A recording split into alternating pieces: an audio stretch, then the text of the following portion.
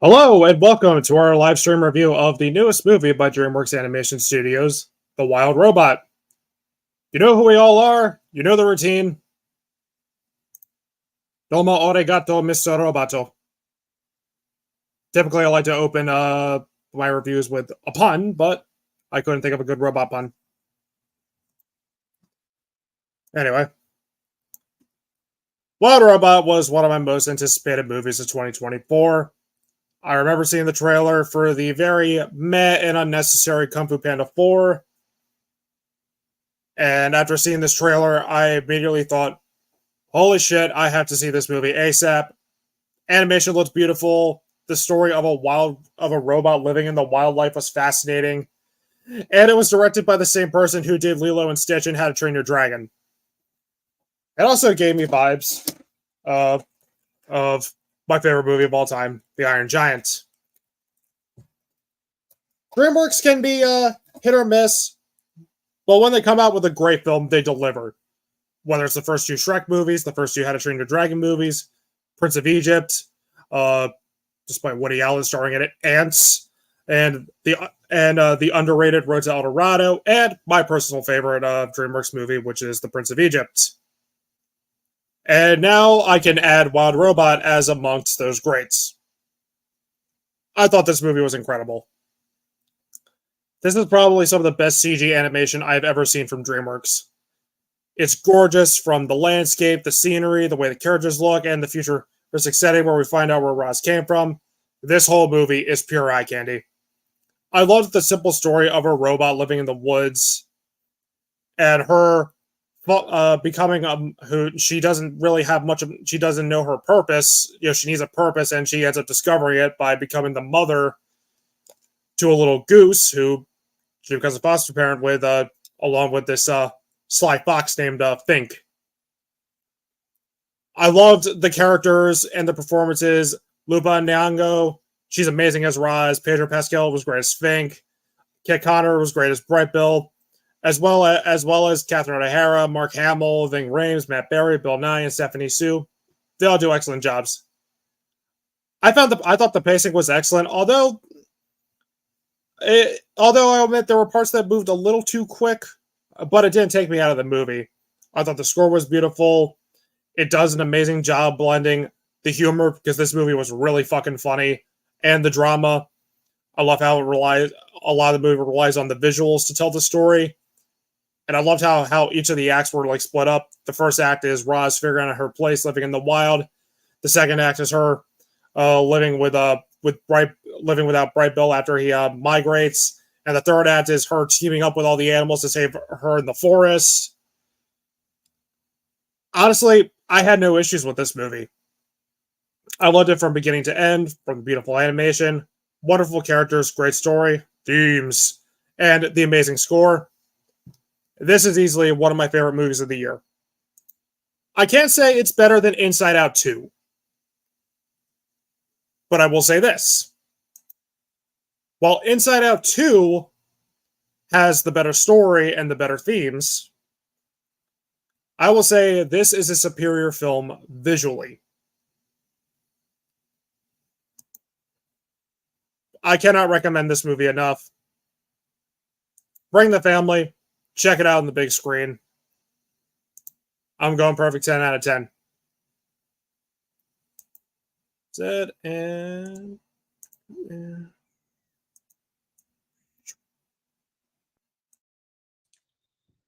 now it's my time to shine, ladies and gents. So The Wild Robot. The power of kindness compels you. While this wasn't the movie I expected this to be, I still found it to be a grand, profound, and emotional journey from beginning to end. While you could make the argument that this is just DreamWorks' ripoff of The Iron Giant, you know fucking what? Considering it's one of the greatest animated stories ever put to fucking film, it's a damn mighty fine thing to rip off. I'd rather this rip off something sincerely excellent and still manage to tell a worthwhile, well-written, and engaging story than the opposite. So whatever, I don't give a fuck. Let's get into the review. The acting from everyone involved was fantastic. Lupita Nyong'o played our lead Roz, a robot who goes against her programming and learns to have a family of her own. She does an incredible job here, and it should be no surprise with how talented she is as an actress. She manages to execute the more robotic mannerisms and cadence earlier on in the film, in addition to the more raw emotional performance later on. But she still has this robotic through line where it never feels too human with the performance. It felt very reminiscent of Jeff Bridges' performance in Starman. Plus, if I had a nickel for every 2024 animated film, or 2024 film starring Lupita Nyong'o that made me teary-eyed and reminded me of Starman, I'd have two nickels, which isn't a lot, but it's weird that it happened twice. Then we have America's sweetheart, Pedro Pascal, voicing Fink the Fox, and also raising another fucking kid that isn't his. Damn, what is with Pedro Pascal playing characters being surrogate parents to children not his own? Like, goddamn. Despite him being used a bit too much in this day and age, he still does a fine job here and has brilliant chemistry with Roz. Kit Connor was great as the older Bright Bill. He overall gave a very good performance with the necessary chemistry with with Lupita Nyong'o's Roz. Bill Nighy was great as the mentor Longneck, despite the fact I wish she was in the film more. Matt Berry is always nice to see and is always hysterical. Ving Rhames, Mark Hamill, Stephanie Shu, and Catherine O'Hara make up some of the supporting cast and all do a fantastic job. The animation was downright fucking beautiful. I love the 2D, 3D mix and feel of it. It was cartoony, but at the same time showed a wondrous beauty that helped exemplify the various messages and themes of the film. And the animation was just absolutely amazing in every sense of the word, especially with some of the greater set pieces later on in the film. The editing was, for the most part, very good. Didn't feel too quick and didn't feel too slow. My only gripe is that there is a time jump that I wish wasn't there. I think a montage would have been better, and the sequence that followed would have had more of an impact. But outside of that, great editing and pacing. The music was wonderful as well. I didn't mind the pop songs because I believe they helped service the story properly. The overall story was brilliant as well. It's nothing new, but due to the quality of writing, the predictability and tropes didn't bother me as much and felt more like a nitpick than a downright flaw, unlike in, say, Transformers 1. And it still served the story in a meaningful and proper way. I like the themes of parenthood, outsiders coming together, the power of showing kindness to your neighbor, individualism, and, nature preservation as well. I think the way it tells its story and the power of kindness to the people around you, family or not, is such an important message nowadays that needs to be showcased more. But since it has notes of the Iron Giant, we get that Superman esque story of not the power of the character, but the morality of the character that is showcased very well here. But it also has notes of Starman, as I mentioned, in addition to Wally as well. It feels like we're getting so much inspiration from so many different films that it comes together in harmony in a beautiful and very wonderful film. It's perfect, pretty much perfect. Only qualm I had was the lack of that montage earlier on in the film and maybe some tropes here and there. But they're honestly nitpicks, more so the latter than the former. But I thought this was exemplary. The best animated film of the year by far, and a joyous film that I cannot recommend enough. Please go see it. It's the movie that everyone needs to see right now. And with that, I give it a 9.5 out of 10.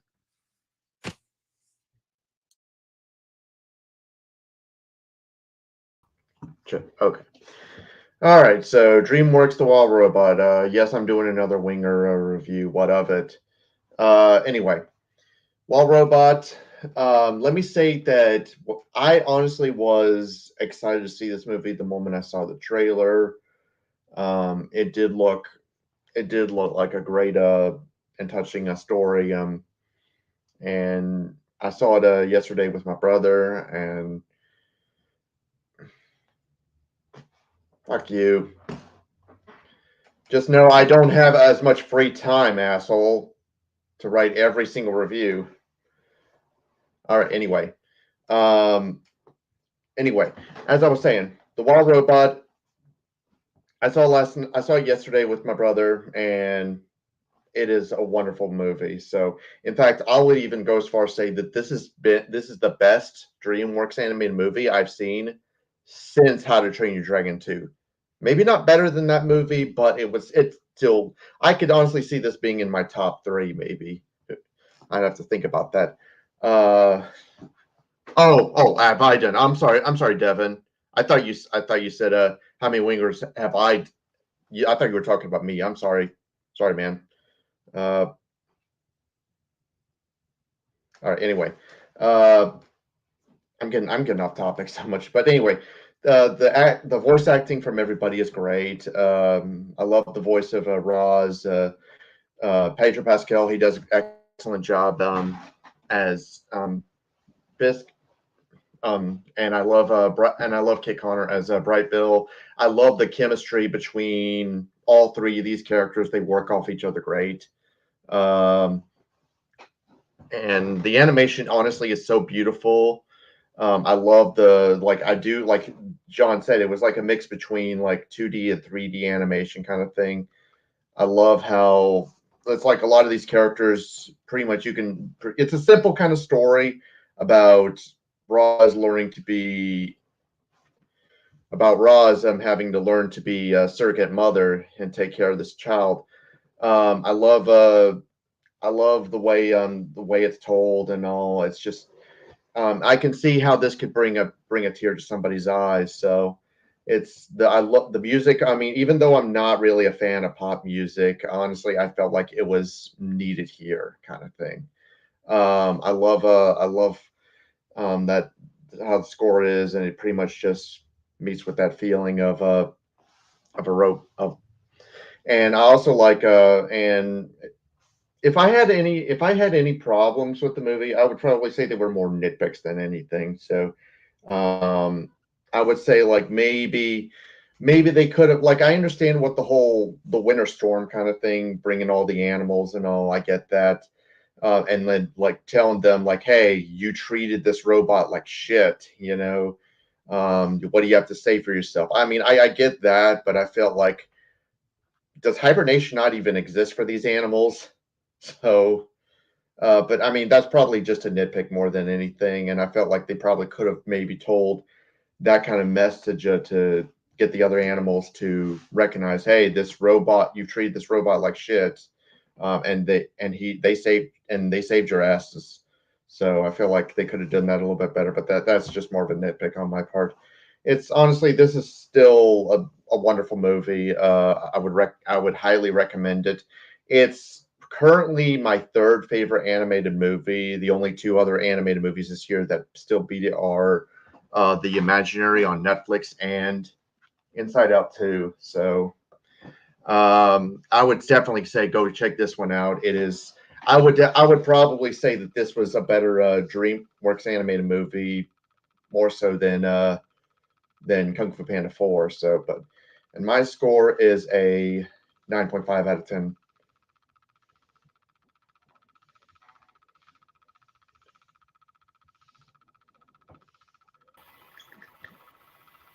Going into this, I honestly didn't know what kind of expectations to build for it because I only saw the first teaser. Somehow I didn't end up seeing the other trailers, but having just finished it like maybe half an hour ago, I thought it was a beautiful movie. I loved the way it was structured with how she meets the animals, growing to take care of all of them, and then teaming up with them at the end, as well as the themes of parenthood. The voice acting all around was excellent. Even though there were some characters that I liked more than others, I didn't have a problem with any of the performances. And the ending was a total tearjerker. This isn't my favorite DreamWorks movie by any means, but it is among one of the best ones. But here's the catalyst for that. All the other DreamWorks films that I pretty much consider the best ever made, they all still rank above this one, if that makes sense. Like the Kung Fu Panda trilogy, Shrek 1, 2, 4, as well as The Last Wish, and the How to Train Your Dragon trilogy, I still think are all more they're all still better than this. But this is the new kid on the block, so there is time for it to maybe grow on me more. All around, not much to say. I'm still kind of processing it, but I loved it. I could easily see this being among my top 10, maybe top 15 of the year, if not higher. And I'm going to give it a 9.5 out of 10. A total pleasant surprise, even though I wasn't particularly thinking it was going to suck, if that makes sense.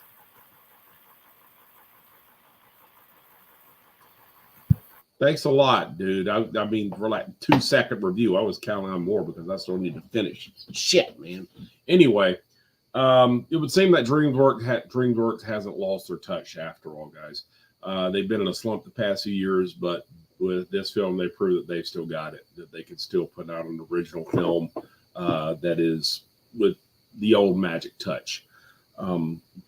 In this film, a robot designated Rosm 7134, played by Lupita Nyong'o, awakes to find itself on an uninhabited island populated by wild animals. The machine soon makes a pest of itself as it slavishly seeks to fulfill its mission to find a task and complete it.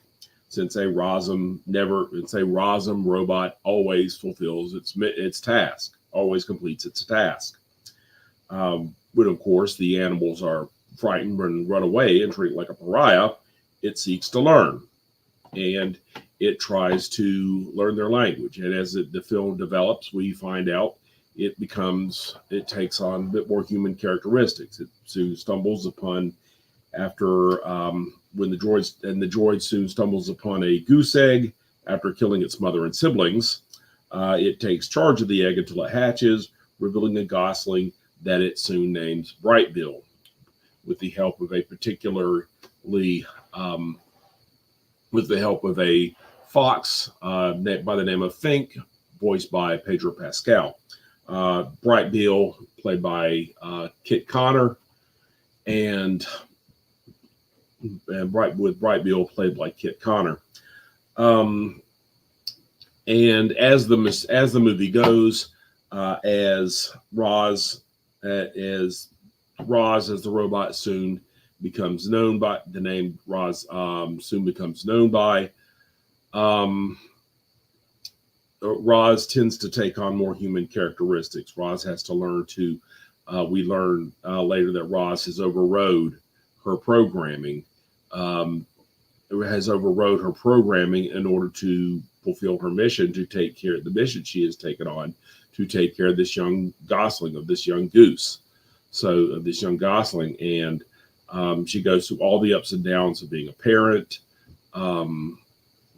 She has to deal with all of the things of learning how to be she has to deal with all the pains of learning how to be a parent, of learning how to be human, and while learning how to be human, learning how to show emotion, how to show love.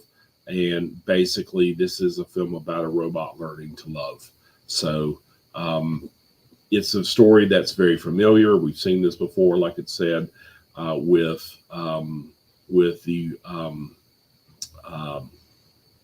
seen this before, like we said, but it is extremely well done here. The movie has a very talented cast with Lupita Nyong'o, Pedro Pascal, Bill Nighy, Mark freaking Hamill as the bear, Thorn, Ving Rhames, Catherine O'Hara. I mean, it's a pretty stacked cast. So it's a very well done. It's the story is well paced, as my boy John said. Doesn't lag at all. It's very well paced. It's I will say toward the end, there are several moments where you feel like it's going to end, but it doesn't. And although it doesn't feel like they dragged it out.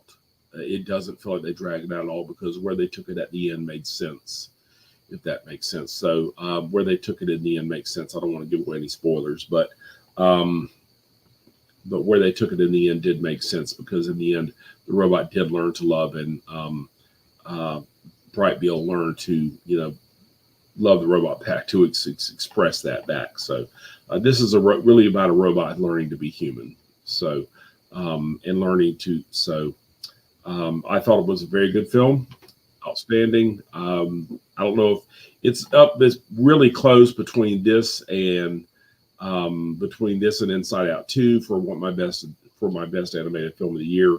But for now, this gets a 9 out of 10. Very solid film. My kids are upset at me, by the way, that it's only getting a 9 out of 10, that they say it should be a 10 out of 10. The very first thing out of Jack's mouth is that, Dad, there is absolutely nothing wrong with this movie. This is a 10 out of 10. So, wow. Yeah. Yeah. No, but we really know your number one of the year mark is definitely Kung Fu Panda. It's definitely Kung Fu Panda. Kung Fu Panda 4. Yes, right. My ass it is. Your old ass. Yeah. And everybody excited to see that? My old ass. I'm seeing it tomorrow. What now? I don't even know what the fuck I'll this is see. about. I just know the joke. I don't the even jokes know. that we make.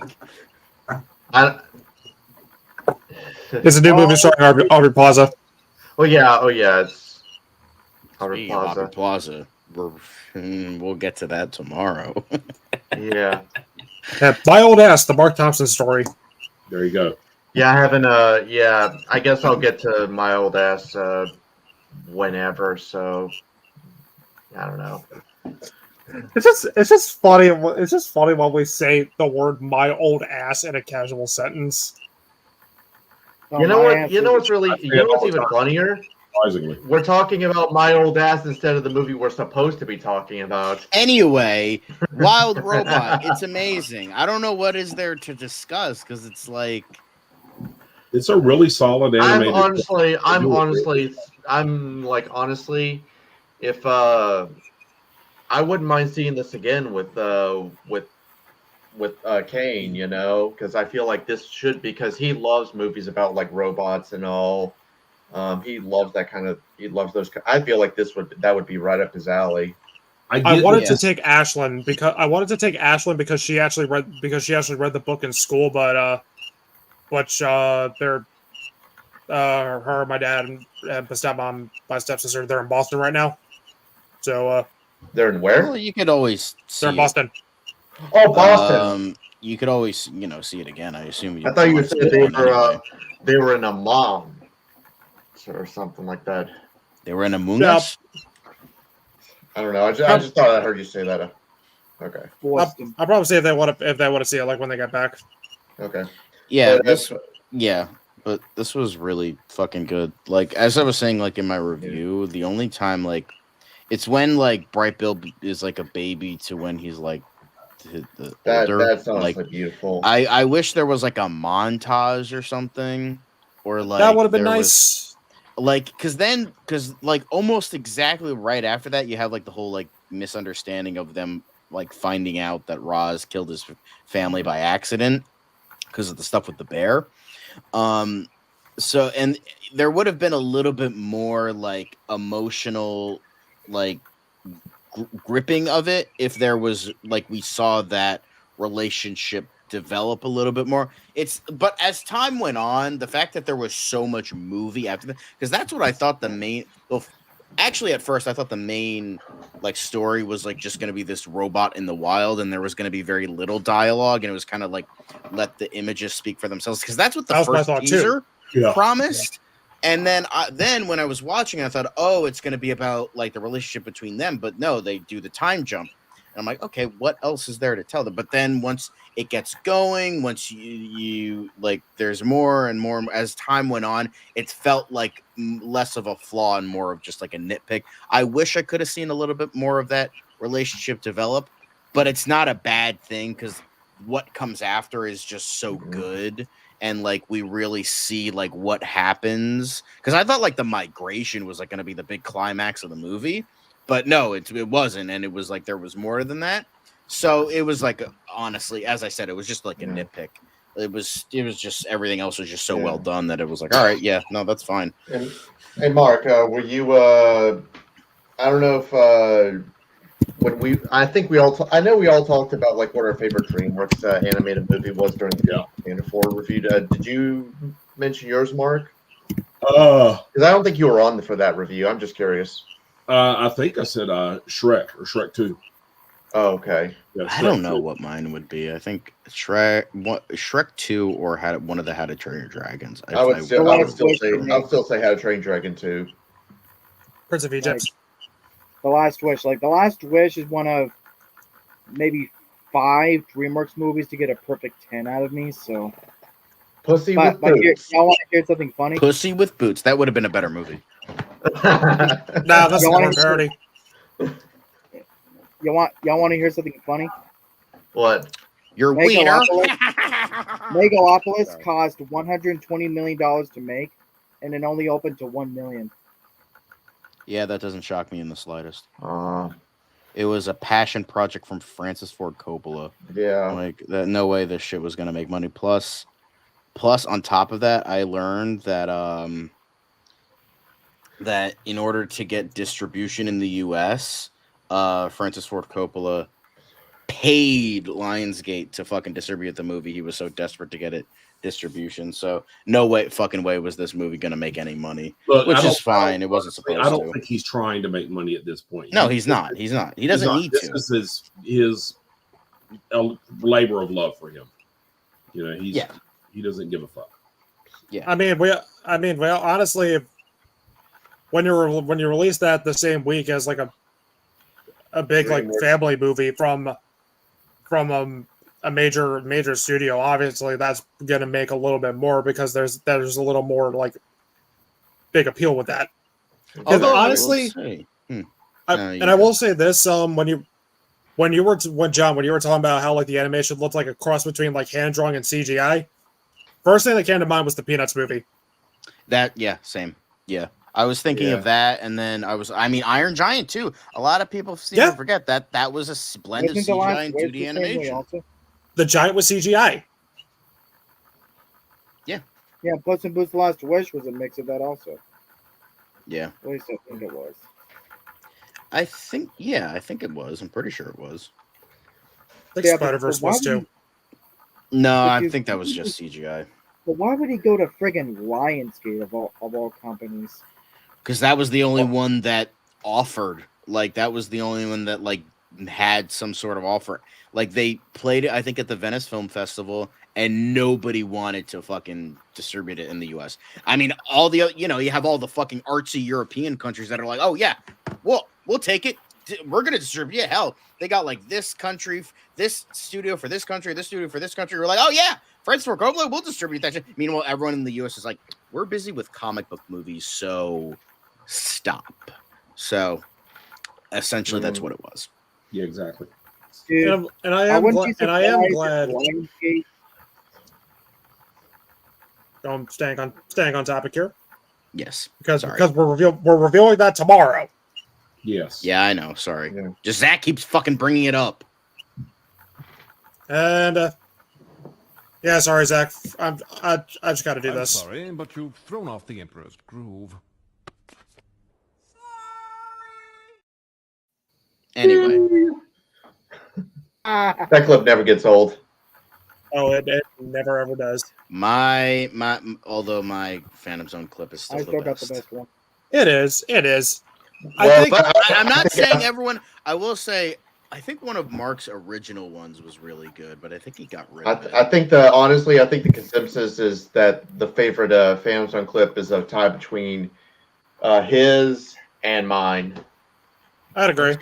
What's yours again? The Circle of Yeet. I like the Circle V, but I like his more. And I liked Mark's original with Zod throwing Superman in Superman 2. That one was really good. Superman throwing Zod. Yeah. Yes. That was your I can original one, bring but that back. you thought it was too long, but no, I mean you don't have to, but I just thought it was really funny. Let me talk. You had no sign that you were gonna talk. Anyway, talk. Oh, then. I was, and then you guys started talking about Phantom Zone clips. Anyway, I do think this and Inside Out 2, these are the animated movies that kids should watch. These are the movies, that don't treat kids like they're stupid.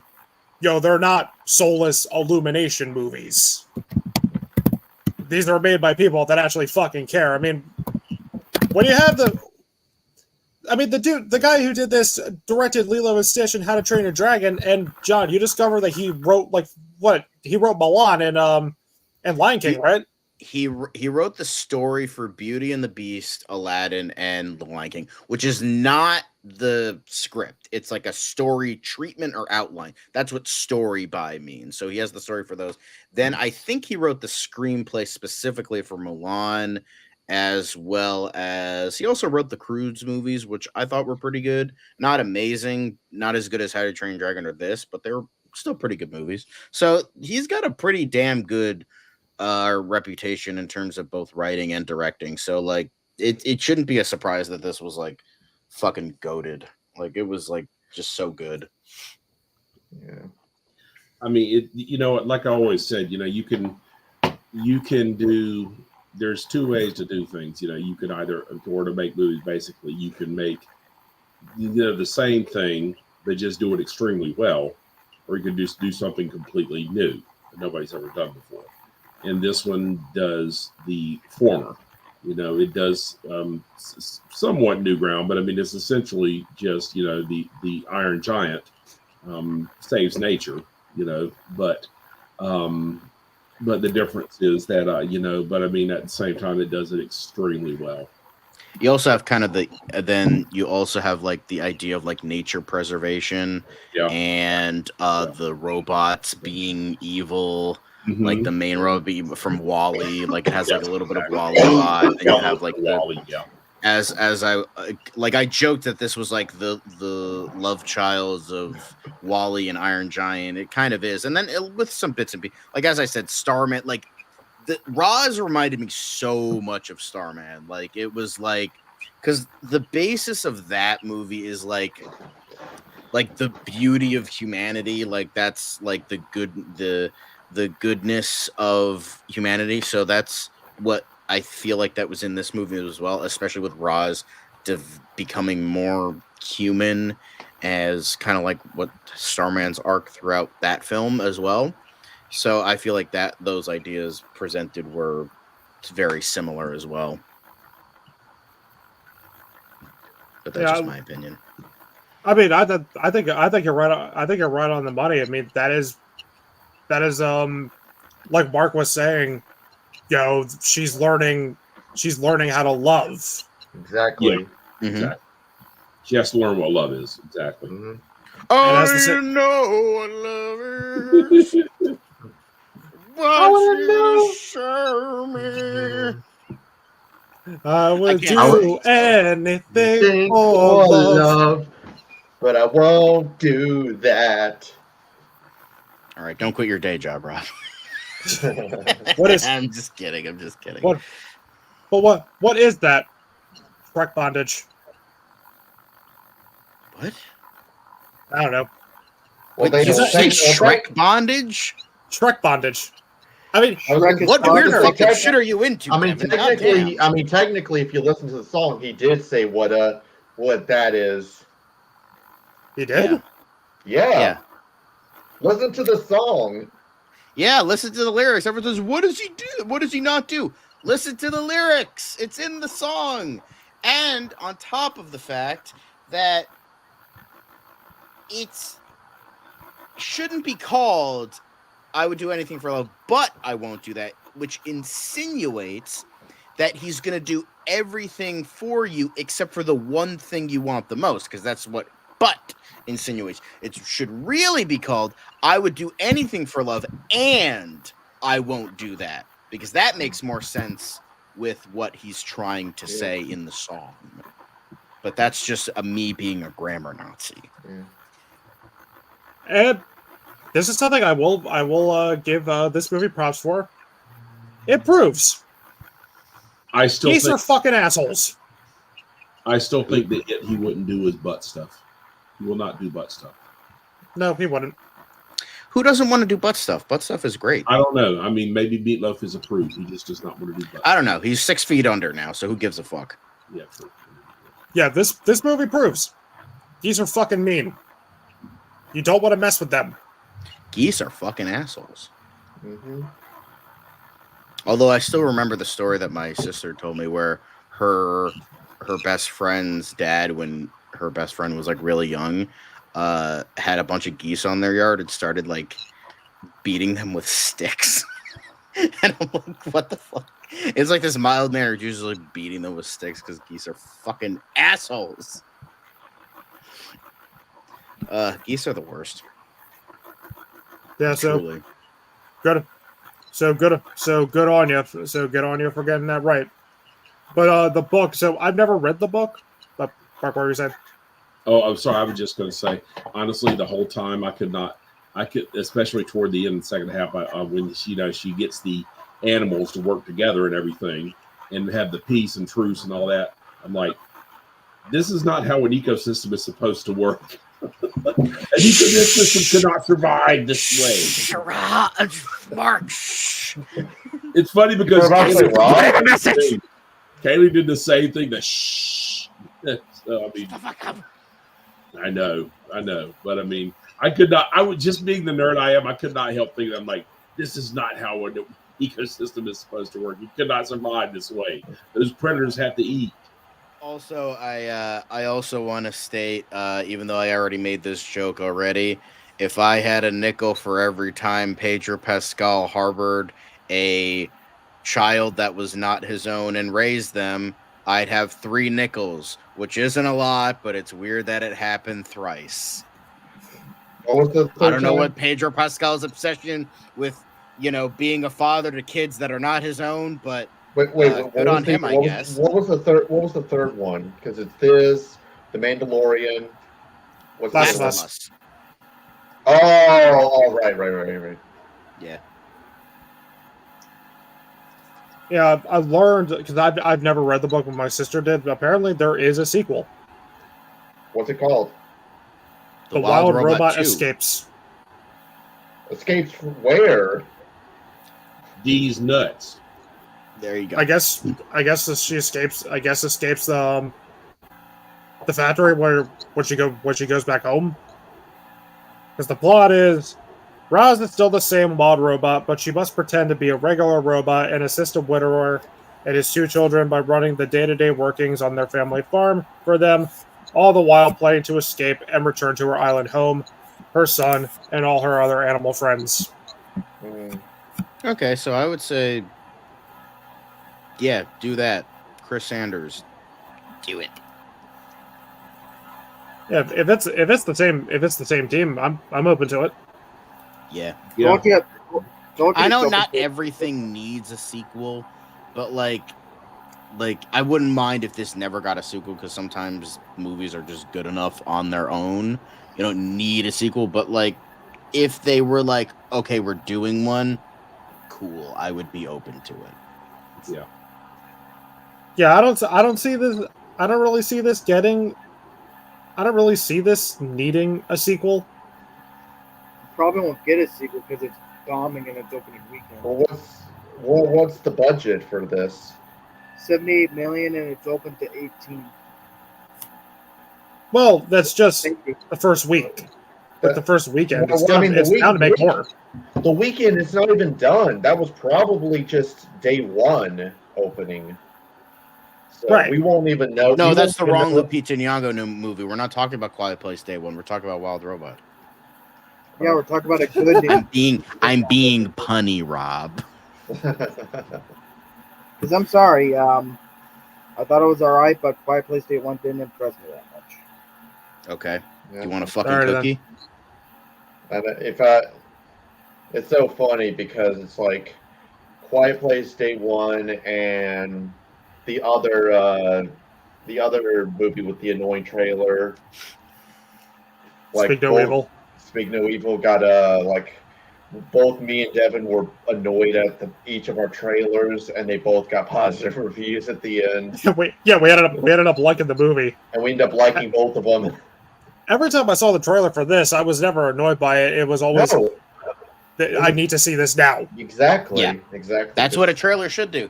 But it's just like, I will agree with, because the thing is, both Rob and I go to AMC, so we especially got that trailer a lot. So I understand his pain, but the thing is, it was a good trailer, so I didn't mind it.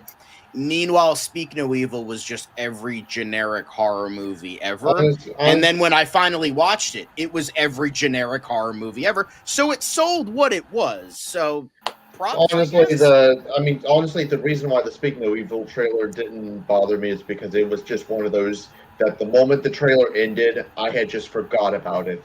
Yeah, So it's that's like what happened with when I it goes watched the through, movie. It goes through one ear, goes directly out the other.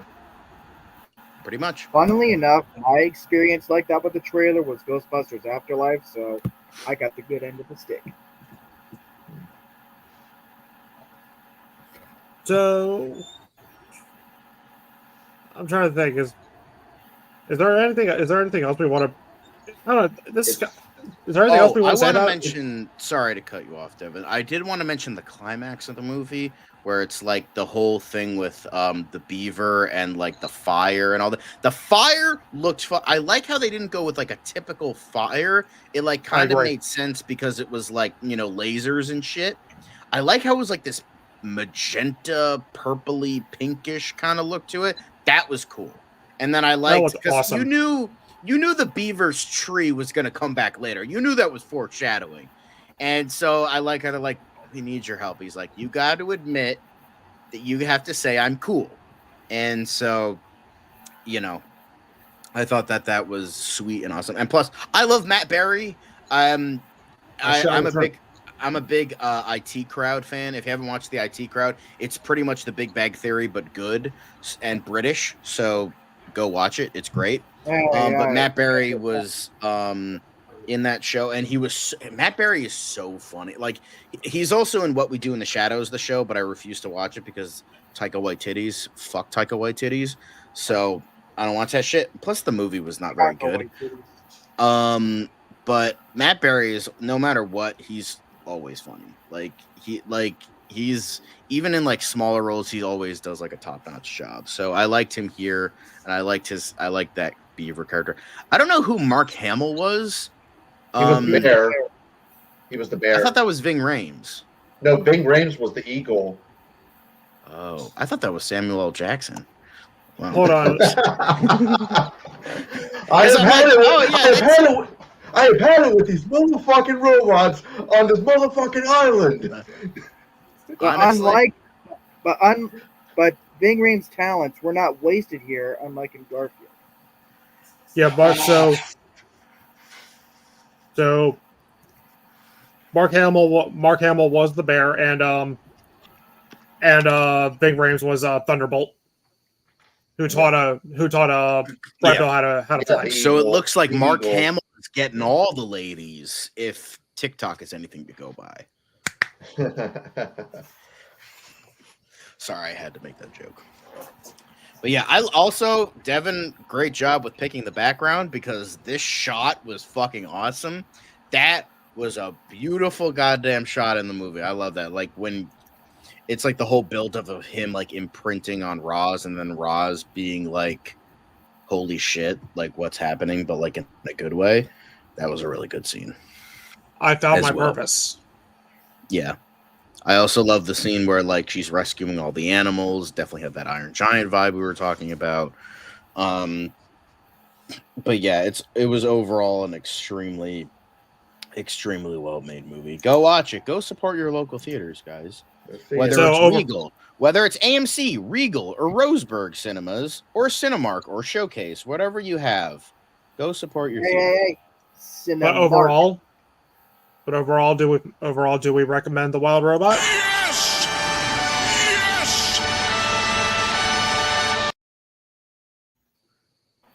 Yes! For you, the greatest animated movie you ever saw in your life. Meanwhile, for me, it was Tuesday. Anyway, I botched that. I apologize, but I just love that line. It's such a great line. We need to bad movie roast Street Fighter, the movie. Anyway. I mean, there's a Street Fighter movie coming out next year. Yeah, we could probably be able to. We could probably be able to do maybe a bad movie roast after we review Street Fighter movie. Yeah, but yeah. God, Raul Julia, that man was excellent. Oh yeah. Anyway, we're getting off topic, but are we ready to announce the next movie? I mean, we already kind of did earlier on in the review. All right, so yeah, we might as well go say like tomorrow we'll be doing another review hosted by Mark Megapolis, and then the week after, Devin, why don't you take it away since you're hosting that one? After that, we won't be clowning around because the review after that will be Joker Folie à Deux. Shut the fuck up, Zach. Fucking Phantom's on his ass. Okay. I gotta scroll back up and here we go. Okay, you just provoked me.